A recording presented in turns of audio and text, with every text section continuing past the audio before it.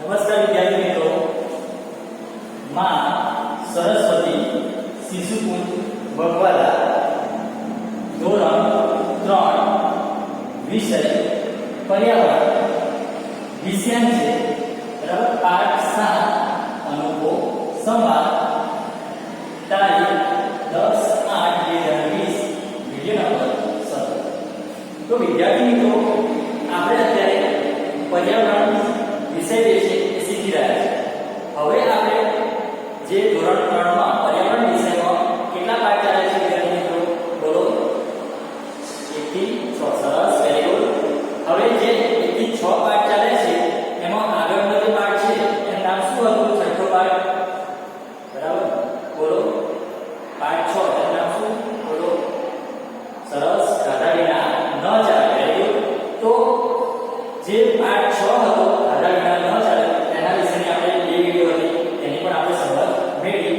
હવે આપણે પાઠ 7 અનોખો સંવાદ બરાબર, શું નામ છે ધ્યાન રાખી લેજો, અનોખો સંવાદ, જેથી કરીને તમને ખબર પડે કે એ પાઠ કયો છે, કયા નંબરનો છે, 7 નંબર છે બરાબર, એનું ટાઇટલ શું છે, કે એનું નામ શું છે, તો અનોખો સંવાદ। તો તેના વિશે આપણે સમજ મેળવીએ। હવે જે પાઠ 7 છે અનોખો સંવાદ તેમાં સંવાદ આપ્યો છે બરાબર, તો તેના વિશેની આપણે ચર્ચા કરીશું, તેના વિશે જે વાર્તા છે તે આપણે સમજીશું। તો સૌપ્રથમ જે સંવાદ છે એમાં જોઈએ તો બે પાત્ર છે બરાબર, ચકુ અને નંદુ। એક ચકુ અને બીજો તેનો ભાઈ છે નંદુ બરાબર। તો ચકુ અને નંદુ છે એ બંને શું છે? ભાઈ છે બરાબર। તો તેના વિશે સંવાદ આપેલો છે, તો તેના વિશે આપણે ચર્ચા કરીએ। તો વિદ્યાર્થીઓ, તમે શાંતિથી જે વાર્તા જણાવીશ તે સમજો, અહીંયા ધ્યાન આપજો।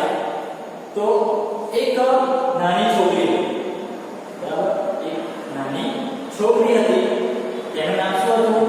તો ચકુ, એટલે કે તેનું નામ ચકુ હતું બરાબર। અહીંયા જે સંવાદ છે તેના આધારે શું નામ હતું? ચકુ। હવે નંદુ એ કોણ હતો? એનો નાનો ભાઈ બરાબર। તો ચકુ હતી એનો મોટો ભાઈ, સોરી નંદુ બરાબર। તો નંદુ એનો ભાઈ હતો। હવે આપણે જોઈએ તો નાની છોકરી એનું નામ હતું ચકુ। ચકુ જન્મથી બરાબર, જન્મથી સાંભળી શકતી ન હતી બરાબર, એટલે કે તે સાંભળી શકતી ન હતી, એટલે બહેરી હતી। તેનો એક ભાઈ જે છે એનું નામ આપણે શું જણાવ્યું? નંદુ। સરસ, તે ચકુ કરતા કેવો હતો? મોટો, વેરી ગુડ। તો તે ચકુ કરતા કેવો હતો? મોટો હતો। હવે ચકુ અને નંદુ બંને ગાઢ મિત્રો બરાબર, ચકુ અને નંદુ બંને ગાઢ મિત્રો હતા। તેઓ સાથે રમતા હતા બરાબર, પછી તે સાથે શાળાએ જતા હતા। તે સાંભળી બીજા મિત્રો છે બરાબર, બીજા મિત્રો સાથે પણ રમત રમતા હતા। હવે ચકુ હતી એ મૂક બધી બરાબર, સાંભળી શકી નહીં બરાબર, ચાલી શકી નહીં અને સાંભળી શકી નહીં, એટલે મૂક બધી હતી। એટલે તેના કારણે તેનામાં એક વિશિષ્ટ આવડત હતી। તે મૂક બધી હતી એટલે કે સાંભળી શકતી ન હતી બરાબર, પરંતુ તેનામાં એક વિશિષ્ટ આવડત હતી। કોનામાં હતી? ચકુમાં, વેરી ગુડ। તો ચકુ છે એ સાંભળી શકતી ન હતી, પરંતુ તેને પિયાનો વગાડતા સરસ આવડતું હતું। શું વગાડતા આવડતું? પિયાનો બરાબર। તો આ જે પિયાનો વગાડે છે તેનાથી તે બીજા મિત્રો છે એ સાંભળે છે અને ખૂબ જ ખુશ થાય છે અને નાચવા લાગે છે। ચકુ અને નંદુ જે છે તે એક દિવસ રમત રમે છે અને તેની સાથે બીજા ઘણા મિત્રો પણ જોડાયા છે અને તે ખૂબ મજા કરે છે। હવે ત્યારબાદ જે નંદુ છે બરાબર, ચકુનો મોટો ભાઈ, હવે નંદુ તે એક દિવસ ચશ્મા લાવે છે બરાબર, અને ચશ્મા પહેરે છે। તે ચશ્મા કાળા રંગના હતા। નંદુ પાસે જે ચશ્મા હતા કેવા રંગના હતા? કાળા રંગના હતા। હવે તે ચશ્મા જોવે છે, કોણ જોવે છે? ચકુ। તો ચકુ ચશ્મા જોઈને ખૂબ જ ખુશ થાય છે બરાબર, અને તે સરસ પિયાનો વગાડે છે। દોડતી દોડતી પિયાનો પાસે જાય છે અને પિયાનો વગાડે છે। તે સાંભળી બીજા લોકો જે છે એ પણ ખૂબ જ ખુશ થયા। હવે ચકુ હતી એ સાંભળી શકતી નથી, પરંતુ તેનામાં વિશિષ્ટ આવડત બરાબર, કઈ આવડત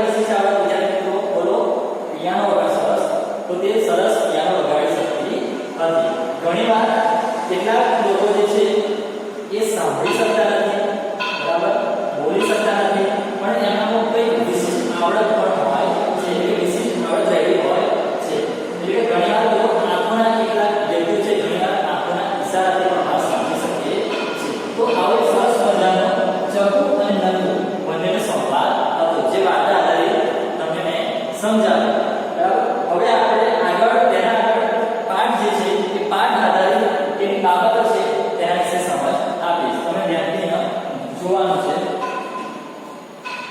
વિદ્યાર્થી મિત્રો, તમને વાર્તા ખ્યાલ આવી ગયો હશે. હવે પાઠ છે એ પાઠ આધારિત કેટલાક બાબતો છે જેના કેની બાબતો છે તેના વિશે સમજીએ. તો બોલી અને સાંભળી શકતા નથી તેને શું કહીશું? મૂક બને. વિદ્યાર્થી મિત્રો, અહીંયા લખું છું બોલી અને સાંભળી શકતા નથી તેને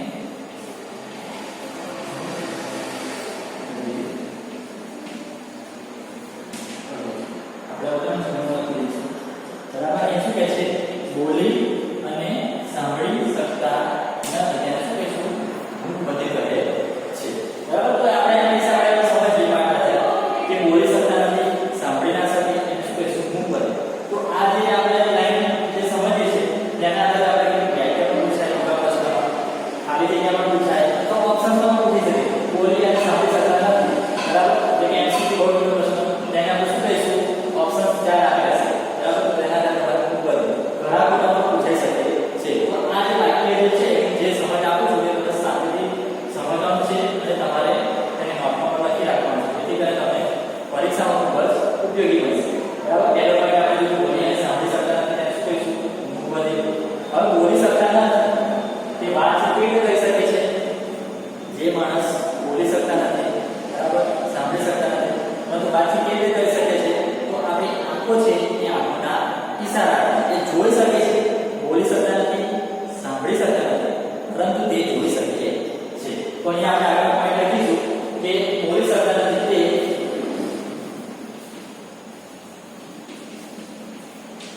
બોલી શકતા તે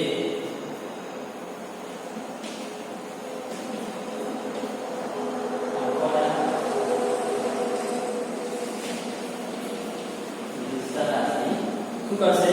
બોલી શકતા નથી તે આંખના ઈશારાથી વાત કરી શકે છે. તો વિદ્યાર્થી મિત્રો, તમને એવું પણ પૂછાય બોલી શકતા નથી તેઓ કેવી રીતે સમજી શકશે? તો ઈશારાથી ઈશારાની મદદથી છે વાતચીત કરી શકે છે. બરાબર. જે વ્યક્તિ બોલી શકતા નથી, બરાબર, તેઓ ઈશારાની મદદ હાથના ઈશારા, આંખના ઈશારા, બરાબર, એનાથી બીજા વ્યક્તિને શું કરશે? બીજા વ્યક્તિ સાથે વાતચીત કરી શકે છે. હવે આગળ જોઈએ કે મૂક બધિર છે. મૂક બધિર તમને ખ્યાલ આવી ગયો હશે. પહેલી વ્યાખ્યા બોલી અને સાંભળી શકતા નથી તેને શું કહીશું? બોલી વિદ્યાર્થીઓ, મૂક બધિર. બરાબર. તમને કન્ફ્યુઝન દૂર થઈ જશે કે મૂક બધિર બારે ઘડીએ પાઠમાં આવે છે. મૂક બધિર એ શું છે? જે બોલી શકતા નથી, મળે સાંભળી શકતા નથી, શું કહીશું? મૂક બધિર. તો આવા જે મૂક બધિર જે છે વ્યક્તિઓ એ મૂક બધિર હોઠના હલનચલનથી એકબીજા સાથે શું કરશે? વાત કરી શકે છે. તો આગળનો પોઈન્ટ છે મૂક બધિર વ્યક્તિ.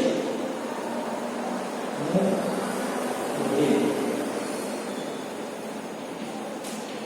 વ્યક્તિ, બરાબર, હોઠ છે. બરાબર. મૂક બધિર વ્યક્તિ હોઠના હલનચલન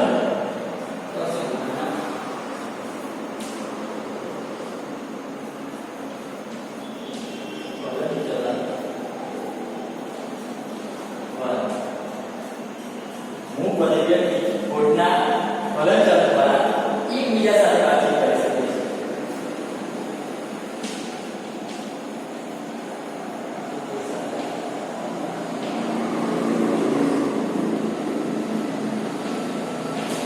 આપણે જોયું કે આપણે ઈશારા દ્વારા પણ સમજી શકે, વાતચીત સમજી શકે છે. પછી મૂક બધિર વ્યક્તિ હોઠના, બરાબર, હોઠના હલનચલનથી પણ બરાબર એકબીજા સાથે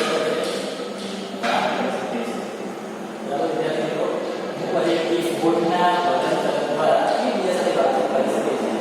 હવે આગળ જોઈએ મૂક બધિર વ્યક્તિ હોય, જે લોકો મૂક બધિર છે, બોલીને સાંભળી શકતા નથી, તેવા લોકોની અલગથી એટલે કે સ્પેશિયલ શાળાઓ હોય છે. શું હશે? શાળાઓ હોય છે.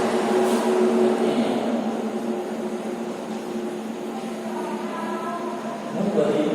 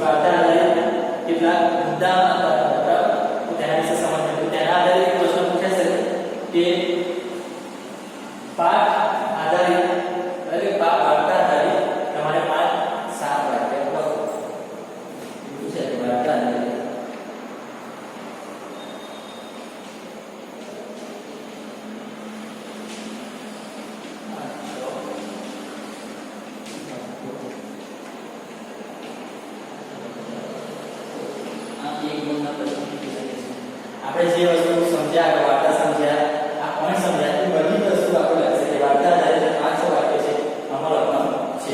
એ સિવાય આગળ પ્રશ્ન જોઈએ, બરાબર, કે આપણે પાઠ શીખ્યા એના આધારે મોટા પ્રશ્નો જો કેવા પ્રશ્ન લઈ શકીએ, તો આ જે બાબત શીખે એમાંથી આપણે માણસમાં કેવા પ્રકારની વિકલાંગતા હોય છે તે જોઈએ. માણસમાં કેવા પ્રકારની વિકલાંગતા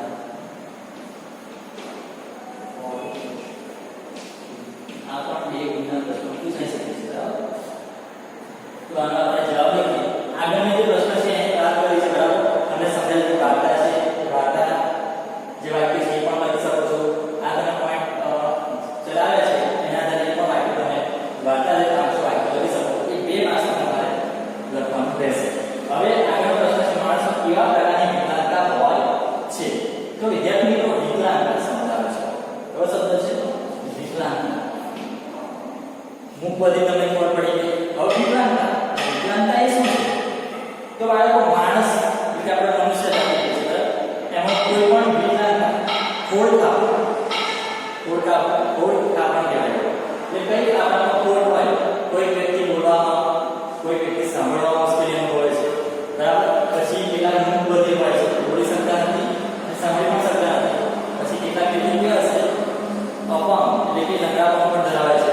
પછી કેટલાક વ્યક્તિઓ માનસિક ક્ષતિગ્રસ્ત, બરાબર, બુદ્ધિ શક્તિ અથવા માનસિક રીતે થોડું ઓછી સમજણ પડે છે તેવા વ્યક્તિઓ શીખવાની ગતિ જે છે એ ધીમી હોય જેવી વિકલાંગતા ધરાવે છે. તો આપણે અહીંયા જવાબ લખીએ તો માણસો કયા પ્રકારની વિકલાંગતા એટલે ખોડ રહી છે, બરાબર, કઈ રીતે એના શરીરમાં કઈ ખામી રહી છે, વિકલાંગતા એટલે શું? ખામી. એ શબ્દ આપણે વાપરો તો ખામી પણ લખી શકીએ. તો માણસમાં મુખ બધી, પછી લંગડાપણ, પછી આપણે જોયું કે મુખ બધી, લંગડાપણ, પછી શીખવાની ધીમી ગતિ. શું હોય છે? શીખવાની ધીમી ગતિ. એ પણ એક શું છે? વિકલાંગતા.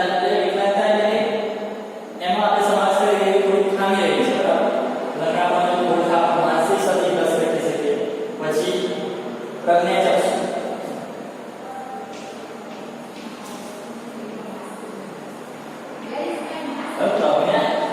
પ્રજ્ઞાચક્ષુ એટલે શું? પ્રજ્ઞાચક્ષુ એટલે આંખોની બીમારી, બરાબર, તે જોઈ શકતા નથી. એટલે એ પણ એક વિકલાંગતા ખામી છે. પ્રજ્ઞાચક્ષુનો સમાસ થશે, બરાબર. ત્યારબાદ આપણે માનસિક ક્ષતિગ્રસ્ત,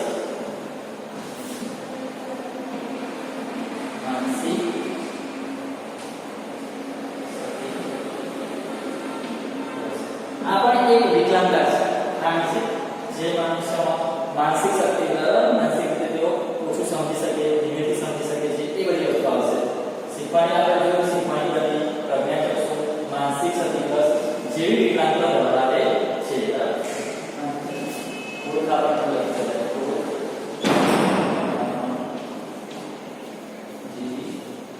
વિકલાંગતા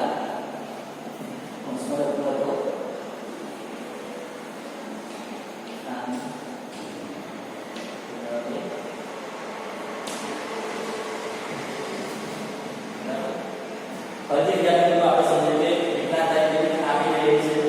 તો માણસો કયા પ્રકારના મુખ બધી, લંગડાપણ, શીખવાની ધીમી ગતિ હોય, બરાબર, પ્રજ્ઞાચક્ષુ એટલે આંખની બીમારી જોઈ શકતા, ઓછું જોઈ શકતા, નંબર હોય છે, બરાબર, પ્રજ્ઞાચક્ષુ એક વિકલાંગતા કહેવાય. પછી માનસિક ઓછું જોઈને એટલે આંખોથી આપણે જોઈ શકતા નથી, બરાબર, એનો સમાસ છે. માનસિક ક્ષતિગ્રસ્ત, ઓળખાણ અથવા જેવી વિકલાંગતા ખામી ધરાવતા હોય છે. તો વિદ્યાર્થી મિત્રો મેં તમને અત્યારે આજે શીખવાડ્યું અનુભવ સંવાદ પાછળની વાર્તા છે. વાર્તા પછી કેટલાક મુદ્દાઓની ચર્ચા કરી જે તમારે પરીક્ષામાં અને વર્કશીટમાં કેટલાક પ્રશ્નો પૂછાય છે તે તમે સરળ રીતે લખી શકશો. પાઠ 7 ટાઇટલ છે અનોખો સંવાદ. એમાં જોઈએ તો પહેલા રમત રમીએ. એમાં છે ચાલો એક રમત રમીએ. આ રમતમાં દરેકે બીજાને સમજાવવાનું છે. રમતમાં બોલ્યા વગર તમે જે કહેવા માંગતા હોય તે જણાવવાનું છે. બાળકોને નાના નાના જૂથમાં વહેંચો. શિક્ષક દરેક જૂથને એક ચિઠ્ઠી આપશે જેમાં વિવિધ પરિસ્થિતિ લખેલી છે. દરેક જૂથની ચિઠ્ઠીમાં જે લખ્યું છે તે જૂથના સભ્યો વાંચશે. બરાબર, એટલે કે દરેક જૂથની ચિઠ્ઠીમાં જે લખ્યું હશે તે જૂથના સભ્યો હશે તે વાંચશે. તેના પર મૂક અભિનય કરશે. તેના પર શું કરશે? મૂક અભિનય કરવાનું છે. તમારે બોલવાનું નથી. તમે ચહેરા અને શરીરના હાવભાવથી જ ચિઠ્ઠીમાં લખેલી પરિસ્થિતિ વ્યક્ત કરી શકો છો. એટલે કે આપણે બોલવાનું નથી. ચહેરા દ્વારા અને શરીરના હાવભાવથી ચિઠ્ઠીમાં જે લખ્યું હોય તેની પરિસ્થિતિ હોય તેને વ્યક્ત કરવાની છે, તેને આપણે જણાવવાનું છે, બોલવાનું રહેશે. બધા જૂથ તેમના અભિનય સાથે તૈયાર હોય, એટલે કે બધા જૂથ હશે તે પોતાનો અભિનય તૈયાર કરી રાખશે. બરાબર, ત્યારબાદ એક પછી એક બીજા બાળકો સામે રજૂ કરશે.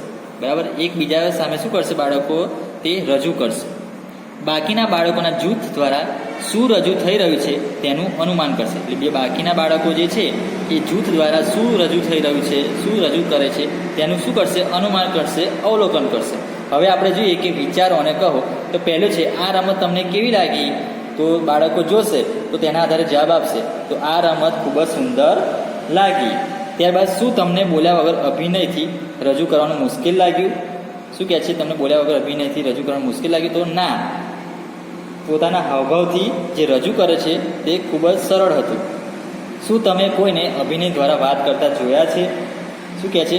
કોઈને અભિનય દ્વારા વાત કરતા જોયા છે? તો હા, મૂંગા છે, બરાબર, જે બોલી શકતા નથી તે હાથની એક્શન દ્વારા, પોતાની એક્શન દ્વારા, હાવભાવ દ્વારા શું કરશે? અભિનય કરે છે. ત્યારબાદ લોકો આ રીતે ક્યારે વાત કરે છે? શું કહે છે? લોકો આ રીતે ક્યારે વાત કરશે? તો જે બોલી શકતા નથી, બરાબર, મૂક બધિર છે, તે લોકો આ રીતે એક્શન દ્વારા, હાવભાવથી વાત કરે છે. હવે આપણે નીચે આપેલા ચિત્રને જુઓ. ચિત્રમાં બાળકો એકબીજા સાથે ઈશારા દ્વારા વાત કરે છે. અહીંયા એક બાળકનું ચિત્ર છે, એટલે છોકરો છે અને છોકરી છે. બરાબર, તે શું કરે છે? બંને વાતચીત કરે છે. છોકરાનું નામ શું છે? નંદુ. અને છોકરીનું નામ શું છે? ચકુ. બરાબર, નંદુ એ શું છે? એનો મોટો ભાઈ છે. બરાબર, આ ચિત્ર દ્વારા સમજ આપણને પડે છે, ખ્યાલ આવશે. હવે આપણે જોઈએ તો મોટે ભાગે બધા બોલી અને સાંભળી શકે છે. એટલે ઘણા લોકો વધુ પ્રમાણમાં બોલી શકે છે અને સાંભળી શકે છે, પરંતુ કેટલાક લોકો એવા હોય છે કે જેઓ બોલી કે સાંભળી શકતા નથી. આવા લોકો ક્રિયા દ્વારા વાત કરે છે. શાના દ્વારા વાત કરશે? ક્રિયા દ્વારા વાત કરશે. તેઓ બીજા લોકો શું કહેવા માગે છે તે તેમના હોઠના હલનચલન દ્વારા, શાના દ્વારા? હોઠના હલનચલનથી અને હાવભાવથી સમજે છે. આપણે બધા વિવિધ કામ કરીએ છીએ. આપણામાંથી ઘણા સારું ગાઈ શકે, બરાબર, ઘણા સારું શું કરશે? ગાઈ શકે છે. કોઈ સારી કવિતાઓ લખી શકે છે. ઘણા ઝડપથી વૃક્ષ પર ચડી શકે છે. બરાબર, કેટલાક લોકો સરળ રીતે ઝડપથી વૃક્ષ પર ચડી શકે છે. અને ઘણા ઝડપથી દોડી શકે છે. બરાબર, દોડવામાં ઘણા પારંગત હોય છે. ઘણા સારું દોરી શકે છે. દોરવામાં કેવા હોય છે? ચિત્રકાર જેવા હોય છે. બરાબર, સારું દોરી શકે છે. એટલે આપણે બધા આપણી કેટલીક બાબતમાં વિશેષ છે. એટલે કે દરેક બાળકમાં કંઈક ને કંઈક વિશેષતા રહેલી છે. શાળામાં આપણે એકબીજા દ્વારા શીખી શકીએ છીએ. તેવી રીતે બાળકો બોલી કે સાંભળી શકતા નથી. શું કહે? તેવી રીતે બાળકો બોલી કે સાંભળી શકતા નથી, તેઓ પણ શાળાએ જઈ લખીને વાંચી શકે છે. એટલે એવું કહે છે કે જે બાળકો બોલી કે સાંભળી શકતા નથી તેઓ શાળાએ તો જઈ શકે છે, લખીને વાંચી શકે છે. ત્યારબાદ આગળ જોઈએ તો શાળામાં તેઓને ઈશારા દ્વારા, ઈશારાની ભાષા શીખવામાં આવે છે. એવી શાળા હોય છે જે મૂંગા હોય, બરાબર, બહેરા હોય, એટલે કે મૂક બધી શાળાઓ હોય છે, તેમાં ઈશારાની ભાષાથી શીખવામાં આવે છે. આવું પણ તમને કેટલાક પ્રશ્નો પૂછાઈ શકે છે. ચાલો એક એવી બાળકી વિશે વાંચીએ કે જે સાંભળી શકતી નથી. બરાબર, એક છોકરી છે બાળકી, તે શું કહે છે? એના વિશે વાંચીએ કે જે સાંભળી શકતી નહીં. આ છોકરી શું કરે છે? સાંભળી શકતી નથી, છતાં પણ ઘણી બધી વસ્તુઓ કરી શકે છે. સાંભળી શકતી નથી પણ ઘણી બધી તેનામાં આવડત રહેલી છે. હવે આગળ જોઈએ, મારી બહેન સાંભળી શકતી નથી. તો નાની છોકરી ચકુ, તે સાંભળી શકે નહીં. ચકુ છે, બરાબર, નામની છોકરી આ જે દેખાય છે, હવે તે સાંભળી શકતી નથી. તે જન્મથી બહેરી. એનો મોટો ભાઈ કોણ હતો? નંદુ. મોટો ભાઈનું નામ શું હતું? નંદુ. નંદુ અને ચકુ સાથે શું કરે છે? રમે છે. બંને કેવું છે? સાથે રમે છે. ચકુ સરસ મજાનો પિયાનો વગાડે છે. ચકુનામાં કઈ આવડત રહેલી હતી? તો સરસ મજાનો પિયાનો વગાડની આવડત રહેલી વિશિષ્ટ ખૂબી હતી. તેને તારની જણજણાણીનો અનુભવ કરવો ગમે છે. જેને શું છે? તાર છે, જેને જણજણાટી કરવાનો અનુભવ ગમે છે, પરંતુ તે ક્યારેય ગાઈ શકશે નહીં.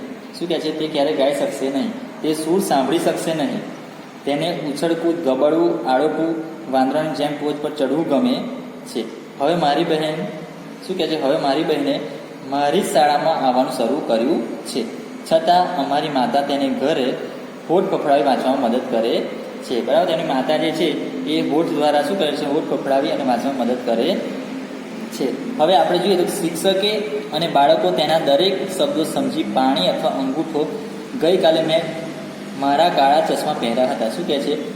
નંદુ જે છે, બરાબર, તેનો ભાઈ શું કહે? મેં મારા કાળા ચશ્મા પહેર્યા હતા. તેની ફ્રેમ ખૂબ જ મોટી છે. ચશ્માનું વર્ણન કરશે કે તેની ફ્રેમ કેવી છે? ખૂબ જ મોટી હતી. અને કાચ કેવા હતા? ખૂબ જ કાળા. કાચ કાળા હતા, ફ્રેમ મોટી હતી. બરાબર. હું જ્યારે બોલતો હતો ત્યારે મારી બહેને મને ચશ્મા કાઢવાનું કહ્યું. તેને જાણવું હતું કે નંદુની કથ્થઈ આંખો તેની કથ્થઈ આંખોને શું કહે છે. બરાબર? એટલે કે ચશ્મા દ્વારા જોવે છે એટલે એનો કલર દ્વારા શું દેખાય છે. એટલે શું કહે છે? નંદુની કથ્થઈ આંખો તેની કથ્થઈ આંખોને શું કહે છે? તો તેના વિશે પણ અહીંયા સમજ આપવામાં આવી છે. તો વિદ્યાર્થી મિત્રો, તમને આ સમગ્ર પાઠની સમજ પડી ગઈ હશે. હવે આ જે પાઠ છે એ પાઠ આધારિત તમારે વિડીયો બરાબર જોવાની છે, અને એ જોયા બાદ તમને વર્ગશીટનો પ્રશ્નનો જવાબ હશે તે તમે સરળ રીતે લખી શકશો. Thank you.